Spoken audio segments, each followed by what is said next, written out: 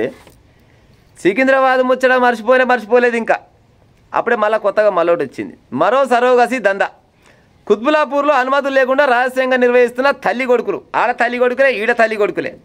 ఈ సరోగసి అంటే దాదాపు అందరికి ఇరికే కదా, అద్దె గర్భాలు. పిల్లగానికి పెళ్లి చేసినాక అర్రల తోలితే హాయిగా సుఖ సంసారం అనుభవించి సంవత్సరం తిరిగే సరికల్లా 12 మగబిడ్డో ఆడబిడ్డో పుడుతుంది.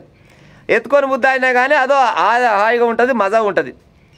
తనువులు ఆగమవుతాయి అని పైసలు ఒత్తుకపోయిన వాళ్ళు ఏం చేస్తారంటే తనువంత ఆగమవుతుంది, అందాలు మొత్తం ఖరాబ్ అవుతాయి అని ఆ పిల్లల్ని మనం కనొద్దు, మనం ఇంకోతోటి కనిపిద్దామని నీ ధీర్యమైనా నా దండమైనా 2 కొనవై ఒకడికి వాళ్ళకి ఇద్దాం, వాళ్ళు చేస్తారు, వాళ్ళు జాదినాక తీసుకొచ్చి మనం పెంచుకుందాం అంటే వాళ్ళు చాలామంది ఉంటారు. ఆ పిల్లని కూడా తీసుకొచ్చి 20-30 లక్షలు పెట్టి కొనుక్కొని వచ్చినాక అబ్బా ముక్క అయితే మయ్య లెక్కనే వచ్చింది, మూతి మా నాయనదే, అబ్బో కళ్ళు అయితే మొత్తం మా తాతయ్యే అని మురుస్తుంటాం. ఆ కళ్ళు ఇరై కావు, ముక్కు కాదు, మూతి కాదు, అసలు ఈరేం కాదు, ఆ వండం కాదు, అది ఏడికెళ్ళిదో పాడైపోయింది, ఎక్కందో అని అంట. మళ్ళీ ఒకటి కొత్తది వచ్చింది.